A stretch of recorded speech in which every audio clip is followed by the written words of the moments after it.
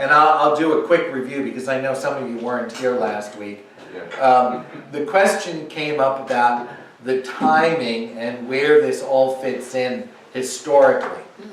And we talked about King Nebuchadnezzar. And King Nebuchadnezzar was the famous Babylonian king. And I got some dates for you, because I'm not good on dates. I can never remember them. Growing up, in history we had to memorize dates. I was never good at that. I knew how it fit together, but I couldn't figure out dates. So King Nebuchadnezzar is the great Babylonian king, and in 597 BC, he is the one who takes over Israel. And he's the one who takes back the best and brightest of Israel back to Babylon. And Babylon, you might remember, was where all the hanging gardens were and all of that. Now, we're looking at this because and this always confuses me. So, with BC, you got to go backwards. Okay, so we have 597, Jerusalem falls. Okay, so then Babylon is a great world power at that point. But then in 536, You're moving back and forth, and you're pressing up the... How often are you going to do this? no, that's fine. Just they can just listen, okay? Because I'm going nowhere. Okay. So 536 BC is when King Cyrus, who is king of Persia, comes in and attacks and takes over Babylon. So now, he controls the whole area, okay? So we're going down to the time of Christ, okay? So to figure out the years, you subtract them, okay? So now the Persian government under Cyrus is there, okay? And he is the one who allows the Jews to return back to Israel to rebuild the temple. That's around 527. Okay, so around 527 they go back. At least some of them go back. Okay, and then during that time, Zerubbabel completes the temple. Okay, and then after Cyrus we have Xerxes, and that's when the book of Esther happens. Okay, and then somebody asked about Ezra and Nehemiah. They come later after all of this. So Esther and then Nehemiah and the Persian Empire goes till about 330 BC. What does BC actually mean? I mean, you hear before Christ and after that, and I know that. Right. It's Latin. It is before the time of Christ, and AD stands for Audis Domini, which is after the time. I'm sorry. In the year of our Lord is what it means. Yes. The time of our Lord. Yeah. Right. Domini is Lord Right. in Latin. But nowadays, it's referred to before Common Era and after Common Era. Yeah, you'll see that now. What some people do. Well, In Latin, what is BC? The Latin. Is there a Latin for BC? Or? Yeah, there is, but I can't remember what the B is. It's Christus. I don't remember before either. I don't remember. Yeah. Because it fits before the time of Christ. That's what I remembered. Okay, so that kind of fits. You can see the history. Okay, so you have this great kingdom of Babylon who rips the Jewish people, and they go over there. They're in captivity for 70 years. King Cyrus lets them go back, rebuild the temple, and it's a progression of Nehemiah and all the other prophets who are redoing the nation of Israel. Okay, and then the Persians with King Xerxes is where Esther happens. Okay, now very quickly, I know some of you weren't here last week, so let me bring you up to date. Okay, Queen Esther is chosen by Xerxes to be his new queen, and there's second in command is a gentleman by the name of Haman, And Haman wants to get rid of the Jews because of Queen Esther's uncle, Mordecai. And Mordecai, because of his faith, won't bow down to Haman. So he tricks King Xerxes when he's drunk one day to write an edict that on a certain day that the Jews would be eliminated throughout the 127 provinces that the Persians controlled. Okay? And they control most of the known world at that time. Okay? So it's an extensive area. And Mordecai goes to Queen Esther and says, please intercede on behalf of your people and ask King Xerxes not to kill the Jews. And she replies to him, well, that could mean my death, because anybody who comes into the king's presence without him asking can be put to death. And she asked all the people to fast and pray for 3 days. And then after 3 days, she goes in to see King Xerxes, and he raises the golden scepter, the golden finger. Okay, that sounds bad in our, but it's, it was like a golden finger that they would hold up, which meant that she could come into his presence without her dying. And Mordecai, the big thing that they often push is Mordecai says to her, how do you know this isn't the time God put you in this place for this very purpose? And don't think just because you survive that your family won't be all killed. So she goes and she says to King Xerxes, I want to invite you to a banquet. And he's so taken with her, he says, I'll give you whatever you want, up to half of my kingdom. And we don't know if that's probably a lot of bluster on his part. Was he drunk? Yeah, he was the whole time, I'm sure. Over and over again, he says, after drinking, so I think that's what they're implying in the story. So she then has this audience with the king and says, I want to have another audience, and I would like you to also invite Haman to be there. So she has a second banquet with the king, and they've been drinking and having a great time. And the king the night before can't sleep, and he reads in the annals of the king of Persia, that Mordecai helped him, the uncle of Esther, helped him to thwart a plan to kill him, and Mordecai had never been honored. So King Xerxes says to Haman, what do you think I should do for somebody who was never honored but a great man?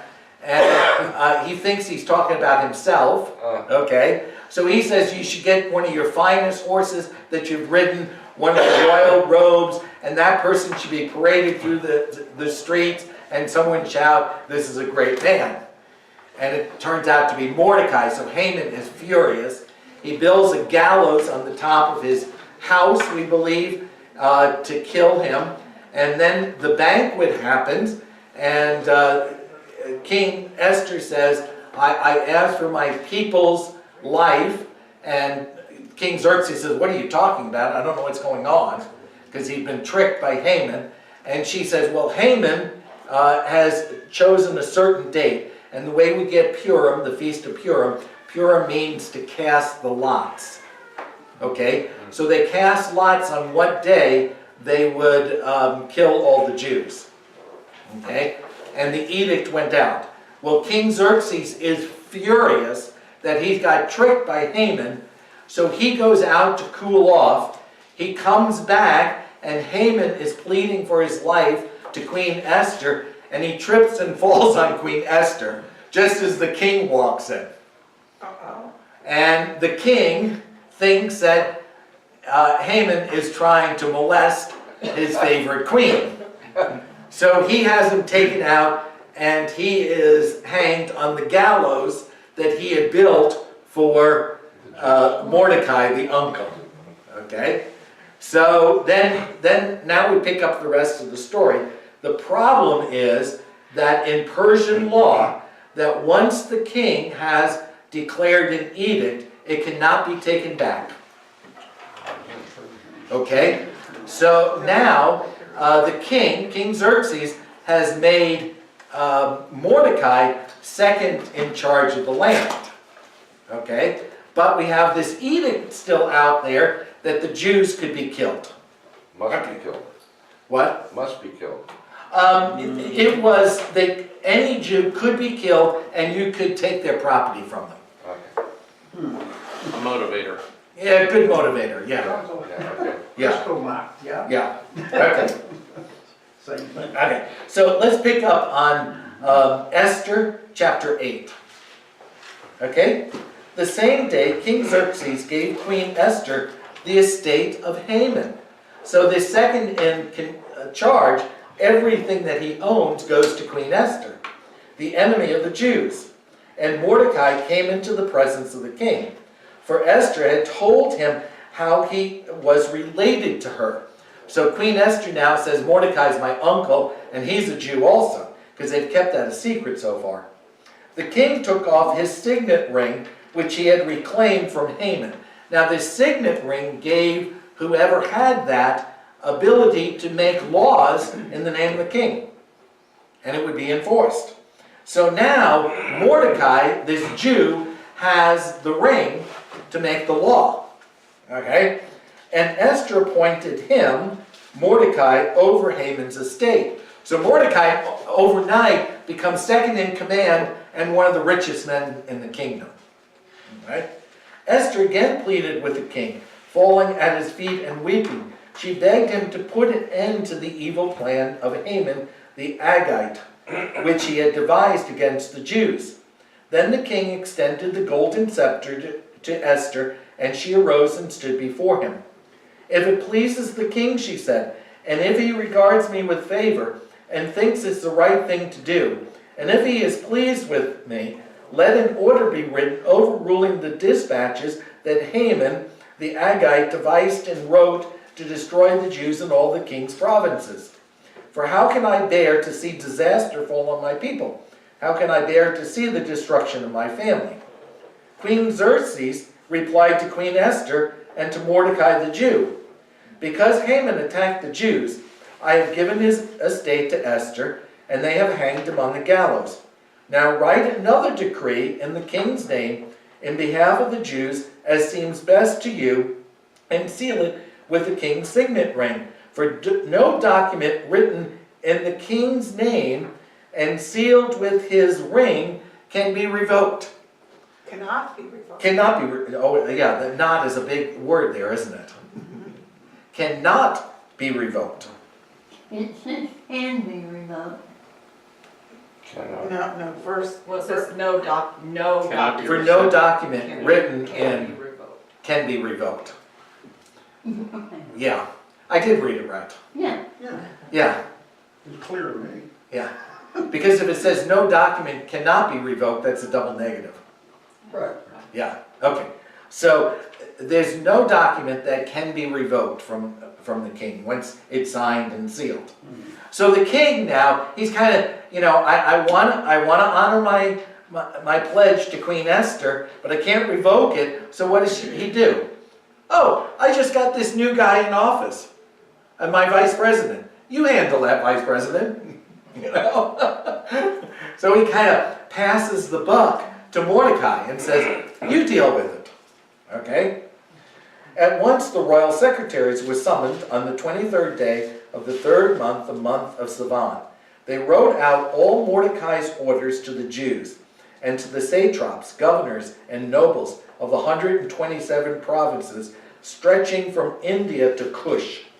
These orders were written in the script of every province and the language of each people, and also to the Jews in their own script and language. So now Mordecai is going to send out another order in everybody's language, just as the first one went out.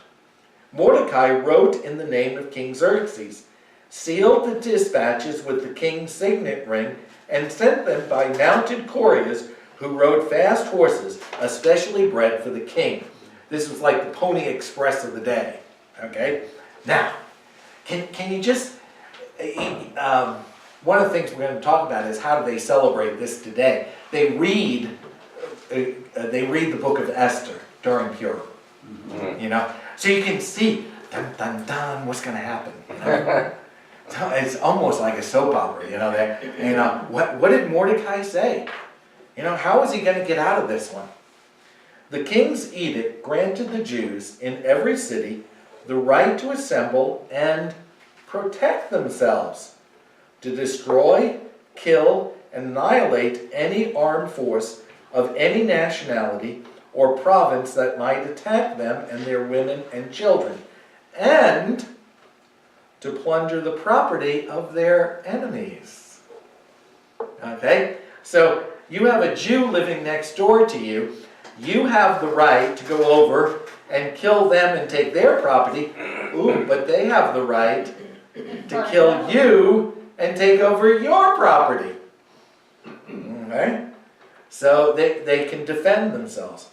The day appointed for the Jews to do this in all the province of King Xerxes was the 13th day of the 12th month, the month of Adar, the exact day of the Purim when the Jews could do it. When the Persians could kill the Jews. So that same day, the Jews can defend themselves. Okay, so he didn't rescind the first one. He didn't rescind He it. added another one that, So that they could protect themselves. They kind of counteracted one another. Now we do know that well, let's read on, because this is the rest of the story. I'm not going to tell you. A copy of the text of the edict was to be issued as law in every province and be known to the people of every nationality, so the Jews would be ready on that day to avenge themselves on their enemies. The couriers, riding the royal horses, raced out, spurred on by the king's command, and the edict was also issued in the citadel of Susa. The citadel of Susa is where King Xerxes and Esther and all the people are living that revolve around this. Mordecai, okay? Mordecai left the king's presence wearing royal garments of blue and white, a large crown of gold, and a purple robe of fine linen, the best. I mean, the only one who could afford that would be the king. And the city of Susa held a joyous celebration. For the Jews, it was a time of happiness and joy, gladness and honor. They had heard before this that they were going to be destroyed. Now they can defend themselves. Hey, this is a great thing. In every province and in every city, wherever the edict of the king went, there was joy and gladness among the Jews, with feasting and celebrating. And many people of other nationalities became Jews because fear of the Jews had seized them. Well, guess what? This day, I'm a Jew with you. So I would imagine, and I'm pushing it a little bit here, but if you're in an area where it's mostly Persians, you wouldn't do that. But if you were a Persian living in a Jewish neighborhood, it would be an incentive to become a Jew that day.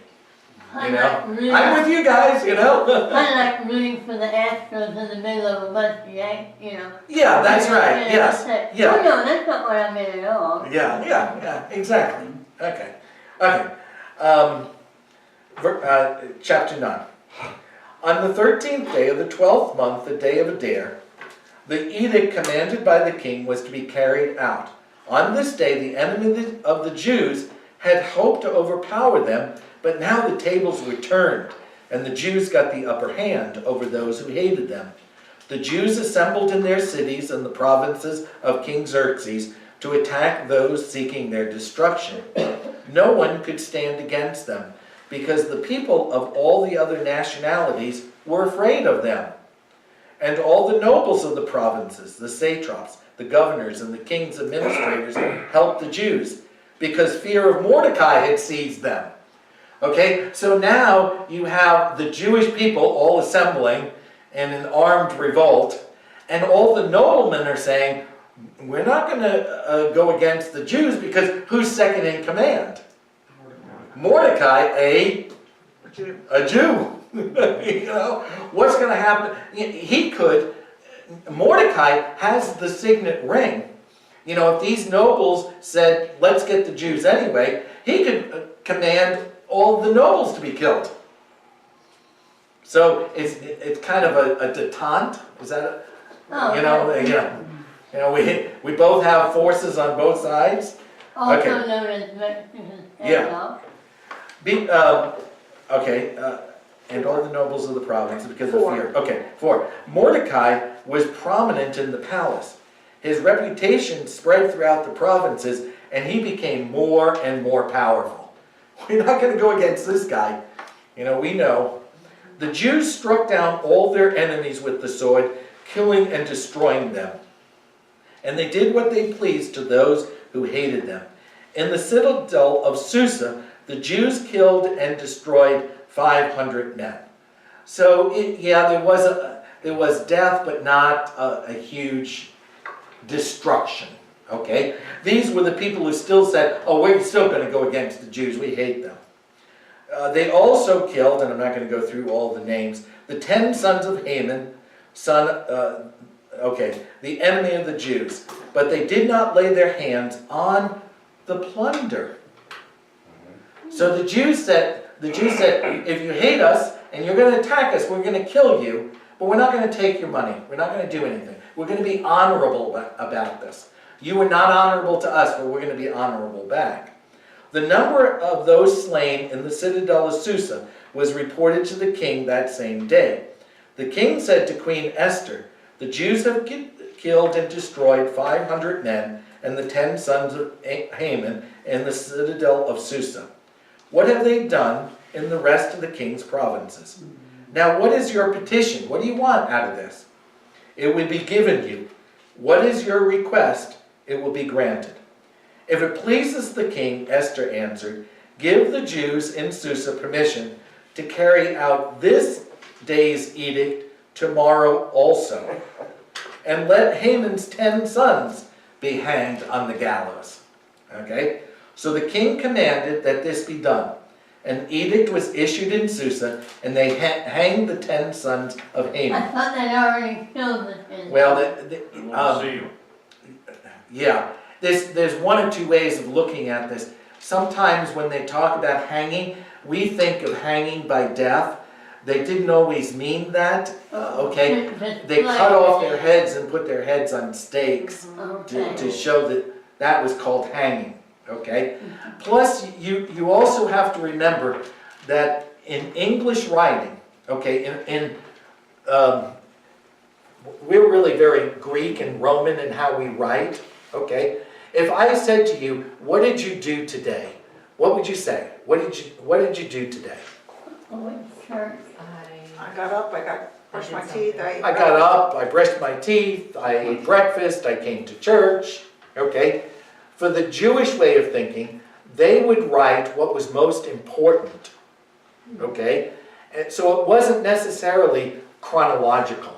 And you got to be careful of that because people look at that and say, wait a minute, didn't it say that? Well, they'll start out and saying, Haman's sons were killed. And this is how it happened. And then they tell the story. And then they say Haman's kids were killed, you know. So it's a different way of writing. So you got to think Hebrew. This is Middle Eastern.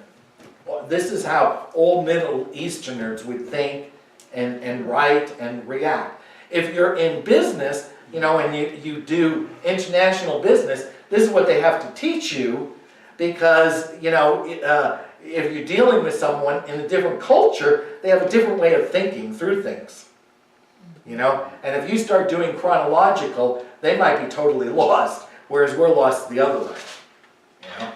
Do you see that? Okay, so there's one or two things that could be happening there. Okay, verse... I'm on the next page. Okay, so the king commanded that this be done. An edict was, okay. The Jews in Susa came together on the 14th day of the month of Adar, and they put to death in Susa 3,000 men. But they did not lay their hands on the plunder. Mine says 300. I'm sorry. Yes, you are. Yeah, 300 men. Yeah, that makes much more sense. Okay. These were the ones that got away yesterday. So it's to put a little more fear into everybody's, in the capital city. Meanwhile, the remainder of the Jews who were in the king's provinces also assembled to protect themselves and get relief from their enemies. They killed 75,000 of them, but did not lay their hands on the plunder. Now, 75,000 sounds like a lot, but you're talking about a huge area of population, okay? This happened on the 13th day of the month of Adar. On the 14th, they rested and made it a day of feasting and joy. Now, the Jews in Susa, however, had assembled on the 13th and 14th, and then on the 15th, they rested and made it a day of feasting and joy. This is why rural Jews, those living in villages, observe the 14th of the month of Adar as a day of joy and feasting, a joy of giving presents to each other. So he's explaining something here, okay? He's saying, how come we in the city celebrate on the 15th day, and those bad kick people, they celebrate on the 14th day? So the writer of Esther is explaining what happened here. There was actually 2 days, okay? So some Jews celebrate on the 14th, some celebrate on the 15th, okay? And giving of presents to one another.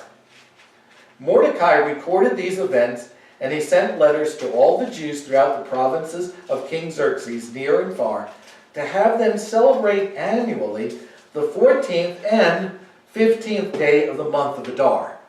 So as no confusion, let's make it 2 days. Hey, we can celebrate, okay? From their enemies, and as the month when their sorrows were turned into joy, and their mourning into a day of celebration.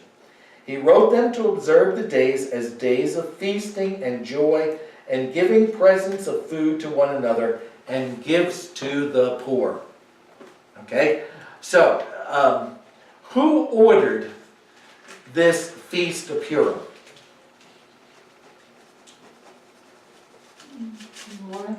Yeah, that wasn't a trick question. It was ordered by Mordecai. Okay? That's why today some Orthodox Jews will not celebrate the Feast of Purim, because they say that's a secular thing, not a godly thing. And that's why it isn't in the main feasts of Israel. Okay? I'm putting it into the feast because we know that Jesus in his day did celebrate it, and there are Jewish people today who celebrate it. Okay? All right. So the Jews agreed to continue the celebration they had begun, doing what Mordecai had written to them. For Haman the Agagite, the enemy of all the Jews, had plotted against the Jews to destroy them, and had cast the pure, that is, the lot, the Purim, casting of the lot, for their ruin and destruction. But when the plot came to the king's attention, he issued orders that the evil scheme Haman had devised against the Jews had come back onto his own head, and that he and his son should be hanged on the gallows. He's kind of summarizing it, but you notice there's a little bit of change. The king kind of gets credit here, not Mordecai. Therefore, these days were called Purim, for the word pure, because of everything written in this letter, and because of what they had seen and what had happened to them. The Jews took it upon themselves to establish the custom that they and the descendants and all joined them should without fail observe these 2 days every year, and the way prescribed and at the time appointed. So this is a man-made celebration. It's, we have worship services for Thanksgiving, and some churches have worship services for New Year's Eve. Those are not religious holidays. MLK. Yeah, that's purely a secular one. But, sometimes the church still has celebration on secular holidays, but it's not a religious holiday. And that's the same way here. A stupid question. Yeah, no stupid questions.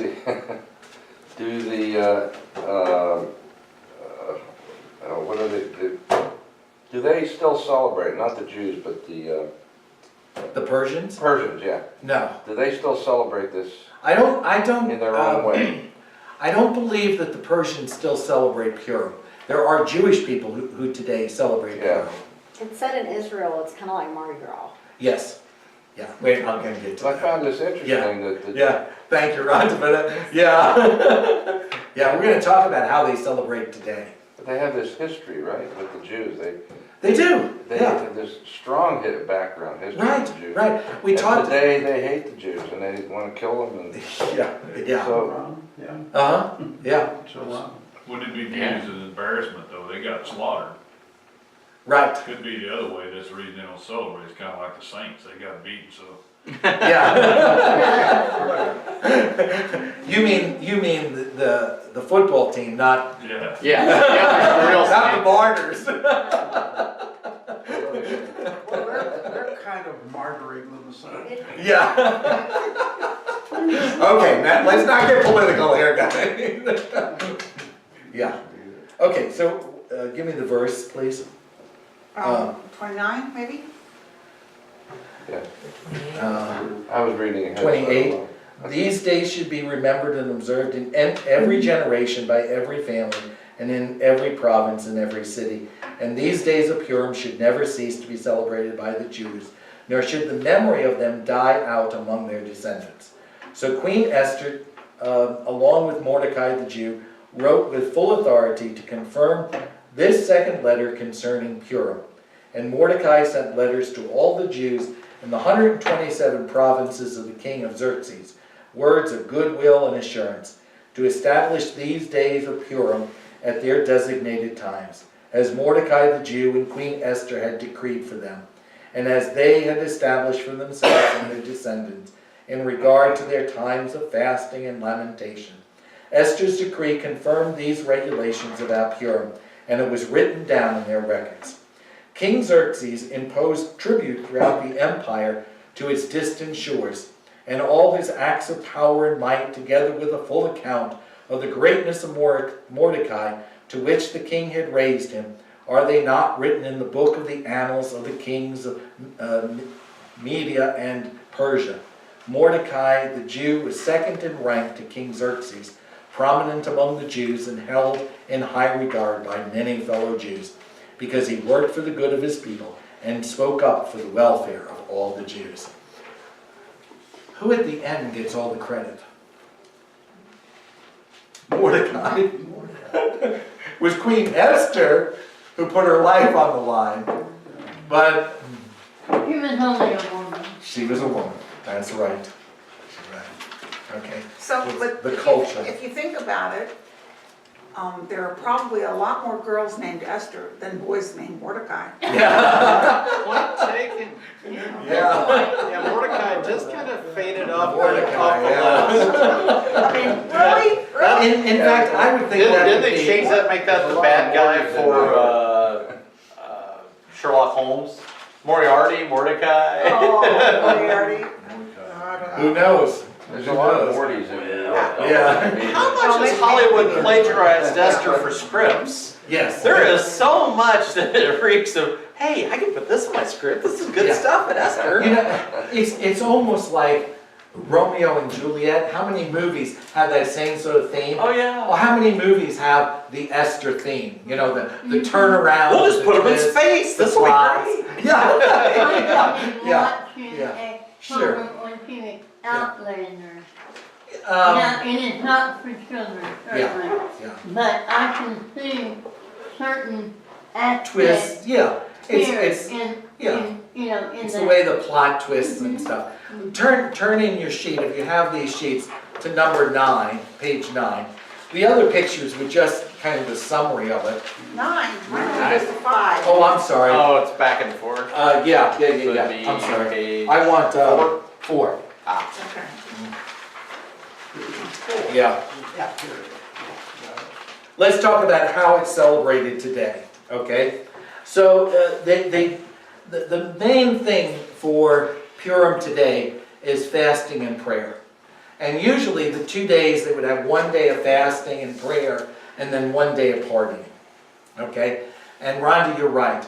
In Israel today, it's like Mardi Gras. In fact, I think I have a picture. If you look at the next page, 5? yeah, 5. Look at the top. The little crown? Yeah, that is the way the Israelites celebrate. It is a carnival. You know, they dress up sometimes as Haman and Mordecai and Esther and all of that. So it's really a day of feasting and having it's a party. Let's face it. And I think that's why some of the other Jews the Orthodox Jews don't like it, because it's just a day of party. You know. And you can buy those at the New Sprouts grocery store. Yeah. you Wait, can. you guys are jumping ahead of me. I brought them in last week, if you weren't here. They have these pastries that are shaped like that. They're called hamatash, Haman's ears. And it comes from the hat that Haman would wear in those days. Those 3-corner cookies with some fruit in it. And what the kids do is they take this and they bite off Haman's ears. And then you have the sweet in the middle. You know, Haman was the evil one. Okay. Now the other thing they do is they read this book of Esther, and it's very much a dramatic type of thing. Okay. And I told you before that the Jews were really into numerology. Okay. So if they had, for each letter, they would have an appropriate number attached to that letter, okay? Haman in Hebrew, you want to guess what the number is for Haman in Hebrew? 666. You got it. 666 is Haman's number in Hebrew. The symbol of evil. Evil, sure. Okay? So, and then you'll see, so they read this, and then I think, look at page, is it 4 in yours? The reading of Esther That's on 5. on 5. Okay, see this little thing down here? The rabble. A grogger. Yeah. Say that again. A grogger. And it twists around and it goes click, click, click, click, click, click, click, click. Oh no. Soccer fans. They don't have that at soccer games, do they? Yeah.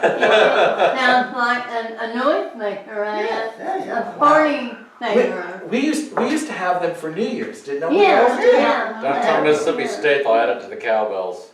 Yeah, okay. It's the equivalent. If Barbara were here, she used to teach Yeah. at United Orthodox Synagogue School. Yeah, And Purim was a big deal. They had a big stage show. The kids were up there with triangular hats, and they were mocking him. And then, yeah. you know, the ears. The way they would do it, when they read the story, whenever Haman's name would come up, Yeah. everybody would go, ooh, Yeah. ooh. And then when Esther or Mordecai, they do these clickers.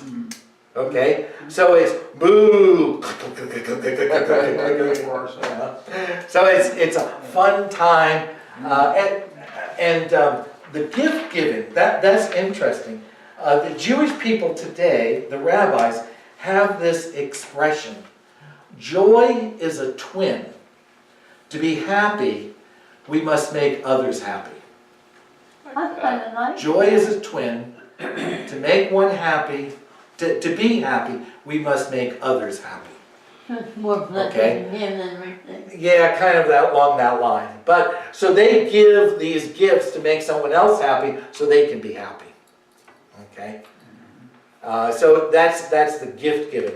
It was originally, as far as I know, for the poor, but I don't think they give to the poor anymore. I think it's more just a big Mardi Gras with gifts and celebration and food and gathering together. I wrote a piece on calendars. Okay? I think I covered everything on Purim. Give it to him.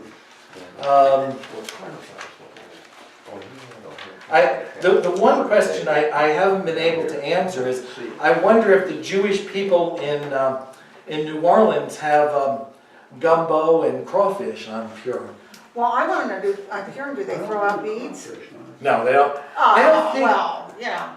I don't, I'm trying to think of the pictures that I've seen. Right. Do you know? I Ron? went to And they Wikipedia. really are. Yeah, see, Because it kind of started into more of a Mardi Gras when Yeah. the rest of the world was starting to celebrate Mardi Gras. Yeah. And so that was kind of like, well, let's. They felt left out. So, yeah. Well, it's kinda like because Hanukkah. it started in Italy when Yeah. the Italians were doing their kind of, because Mardi Gras is more French, but then they had Right. the similarities in South America at the same time. Yeah. So it's not called Mardi Gras. well, you know where we get Mardi Gras from, Right, it's right? because you gotta party it out before Lent. That's right. You gotta get out all All of your your, sinning out of the way before you that's go to right. Lent. Yeah, Fat Tuesday. Fat yeah. Well, Tuesday. Mardi, M-A-R-D-I. And Ash Wednesday. Mardi is Tuesday. Right. Yeah, so it's Fat Tuesday.